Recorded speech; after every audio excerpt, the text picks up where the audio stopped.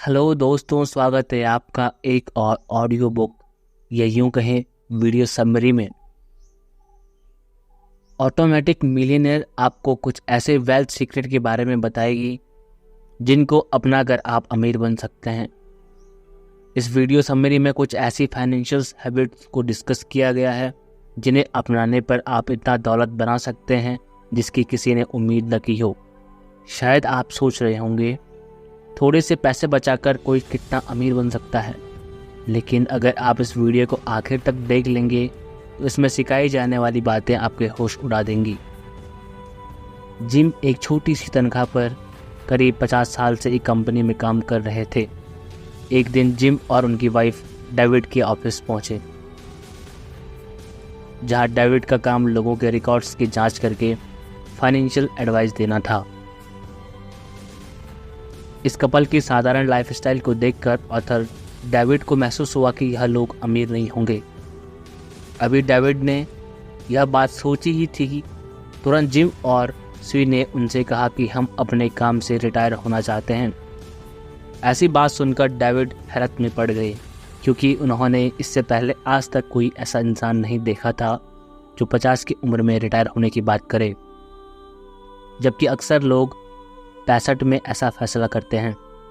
David ने हैरतअंगेज अंदाज में सवाल किया कि क्या आपके पास इतने पैसे हैं कि आप 50 की उम्र में रिटायर हो सकें, क्योंकि इतने कम सैलरी में आपकी बचत तो नहीं हो पाई होगी। तो रिटायरमेंट के बाद बाकी दिनों में कैसे गुजर बसर करेंगे आप? क्या आपके पास इतने पैसे हैं कि आप अमीर रह सकते हैं? दोनों ने डेविड को अपनी कागजात दिखाई और कहा कि इसके जरिए पता लगा लीजिए कि हम कितने अमीर हैं। अब यहाँ से कहानी का टर्निंग पॉइंट्स आता है। डेविड ने जब उनकी डॉक्यूमेंट्स स्कैन किए तो दंग रह गए। जिम और स्वी के पास एक बोट, 3 कार्स, 40 लाख की इन्वेस्टमेंट्स और 2 घर थे, और दोनों घरों की कीमत 7 करोड़ थी। और पाया गया कि इन दोनों पर कोई लोन बाकी नहीं था, बल्कि इनके बच्चे कॉलेज का खर्च खुद उठाते थे, और साथ में इनकी कई सारी पैसिव इनकम सोर्सेज भी थी। यह सब जानकर डेविड के दिमाग में तरह तरह के सवाल उठने लगे। अब तक वह समझ रहे थे कि अमीर बनने के लिए हमारी सैलरी से 3 से 7 लाख के बीच होनी चाहिए, जिसके बाद कई सारी रिसर्च के साथ किताबें पढ़नी होंगी, और शायद आपको क्लासेस, कोर्सेज और शार्प डिसिप्लिन की ज़रूरत पड़ेगी। यहाँ तक कि मुझे लगा था कि करोड़पति बनने के लिए नौकरी छोड़नी पड़ती है, लेकिन जिम और स्वी ने अमीर बनने का ऐसा सीक्रेट शेयर किया जो आपको सोच से बिल्कुल अलग था। उन्होंने कहा, अमीर बनने के कई सारे रास्ते होते हैं, उनमें से 2 रास्ते सबसे ज़्यादा पॉपुलर हैं, लॉटरी और फैंटेसी गेम खेलो और एक दिन अमीर बन जाओ। दूसरा, अगर आपको जायदाद में दौलत मिली है तो आप अमीर हो सकते हो। लेकिन जिम ने कहा कि हमारे केस में दोनों शामिल नहीं थे। हमारे हाथ जायदाद की दौलत तो नहीं लगी, लेकिन हमारे बुजुर्गों ने हमें जायदाद बनाने की फाइनेंशियल नॉलेज शेयर कर दी थी, और अमीर बनने के ऐसे सीक्रेट्स, साधारण और स्थिर तरीके बताए जिनकी वजह से हम 52 की उम्र में रिटायर होने के लिए तैयार हैं। लेकिन अक्सर लोग इस बारे में सीखते नहीं हैं, जिसके कारण उनको बुढ़ापे में पैसे कमाने के लिए स्ट्रगल करना पड़ता है।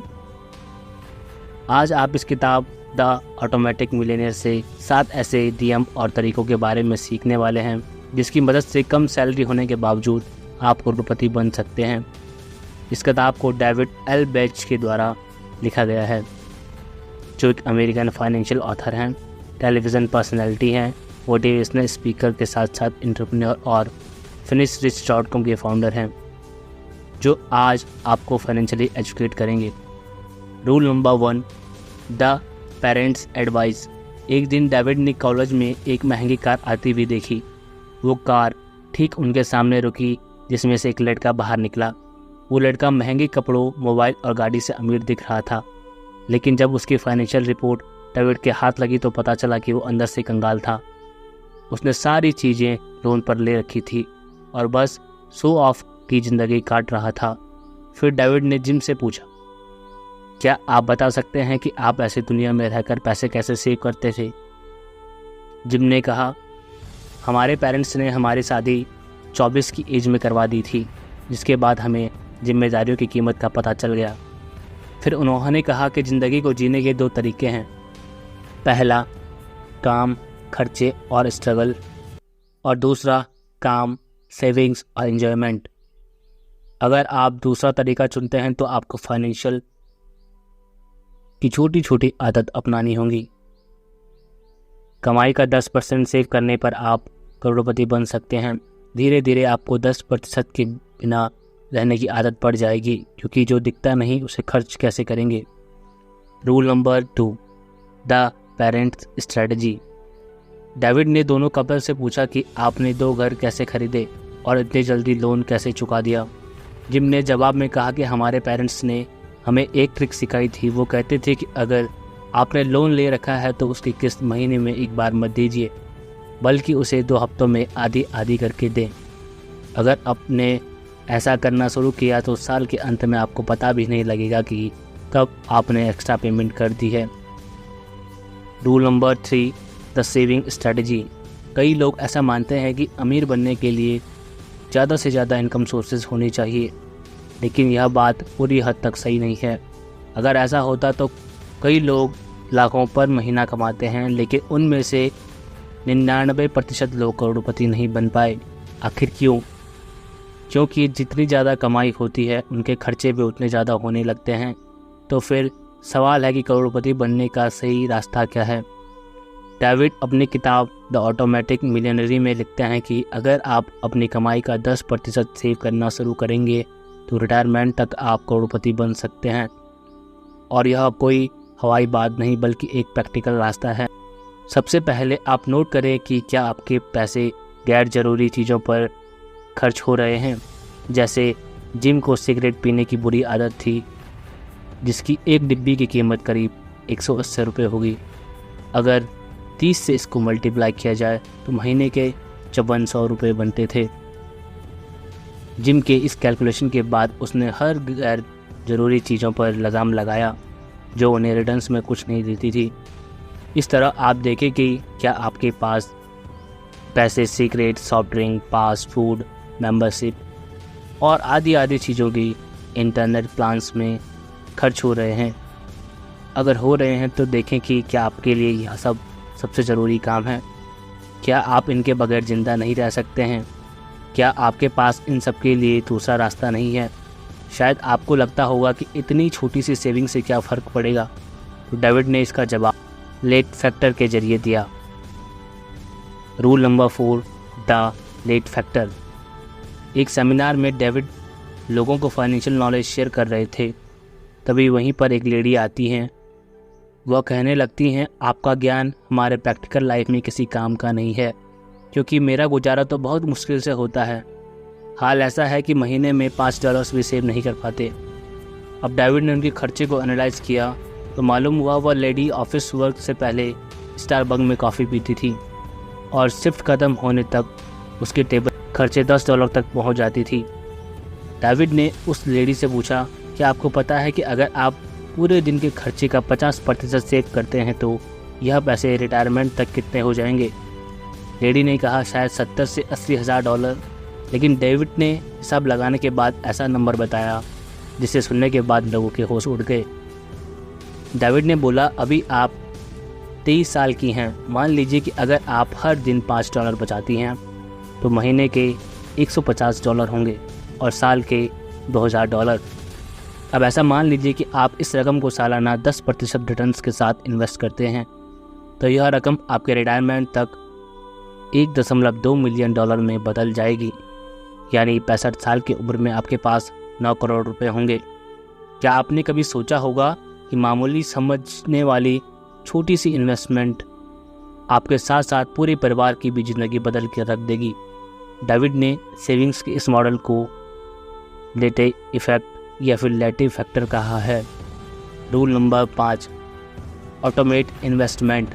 मान लीजिए कि आप लेटे फैक्टर के इस्तेमाल से 10% सेव करना चाहते हैं, लेकिन हमारी ज़िंदगी इंटरटेनमेंट और काम से घिरी पड़ी है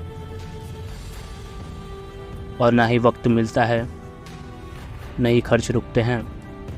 इसमें पैसे सेव करने का रहस्य क्या है?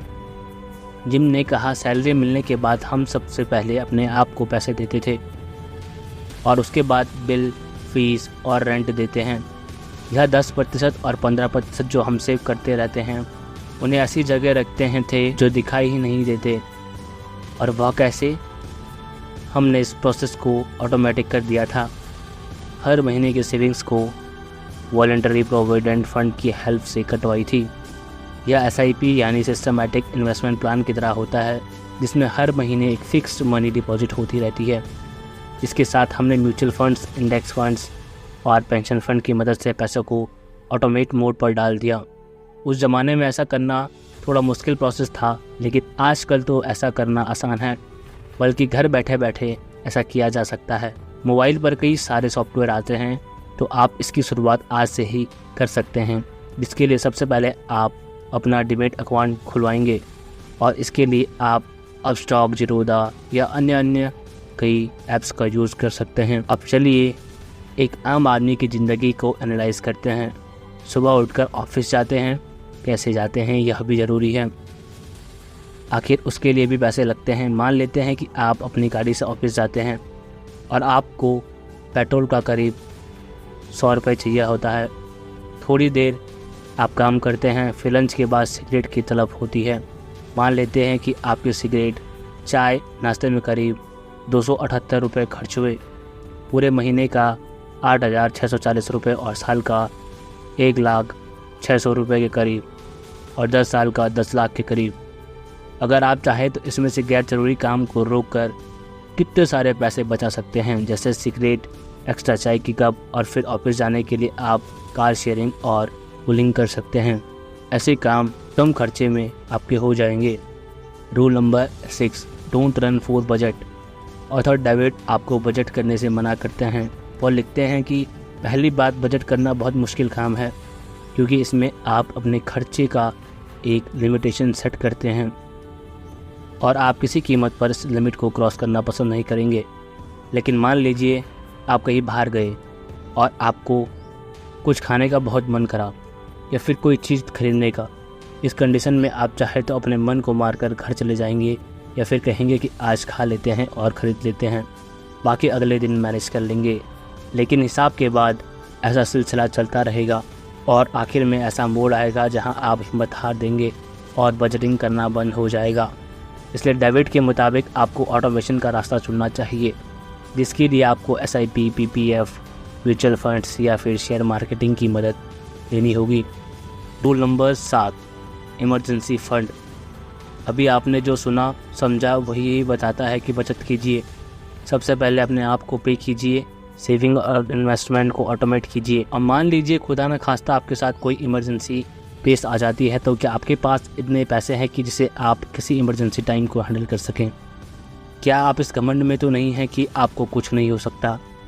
चलो इस बात को भी सच मान लेते हैं, लेकिन इसकी क्या गारंटी है कि आपके परिवार वालों के साथ कोई मुसीबत नहीं आ सकती है? या अगर आपको लगता है कि मैं तो अपने काम में बहुत अच्छा हूँ तो कंपनी मुझे नहीं निकालेगी, लेकिन इसकी भी गारंटी नहीं ली जा सकती। वह कंपनी लॉस में नहीं जा सकती है और क्या वह बंद नहीं पड़ सकती है, बल्कि पैंडेमिक के बाद आप ऐसा नहीं कह सकते हैं। इसलिए सेविंग्स करने की फाइनेंशियल हैबिट हर तरह से आपको फ़ायदे के लिए ही है। इमरजेंसी के वक्त यह आपको हिम्मत देगी और साथ इसके ज़रिए आप किसी गरीब की मदद कर सकते हैं। तो शुरुआत आज से करें। इस वीडियो समरी में बताई गई 7 की पॉइंट्स को कमेंट सेक्शन में मेंशन करें, ताकि यह नॉलेज आपकी मेमोरी में स्टोर हो जाए और अन्य लोगों की भी हेल्प हो सके। इस ऑडियो बुक समरी की कंक्लूज़न पर आते हैं। अब तक आप समझ गए होंगे कि आपकी जितनी कमाई होती है उसका 10 से 15% सेव करना चाहिए, जिसके लिए ऑटोमेशन का इस्तेमाल किया जा सकता है। अपनी सभी इन्वेस्टमेंट प्लान और फंड मैनेजर की अच्छी तरह से जांच कर लें, बचतिंग करने पर ध्यान न दें और इमरजेंसी फंड पर काम करें। और बाकी की टेक्निकल टर्म्स को सीखने के लिए आप इस किताब को ज़रूर पढ़ने की कोशिश करें।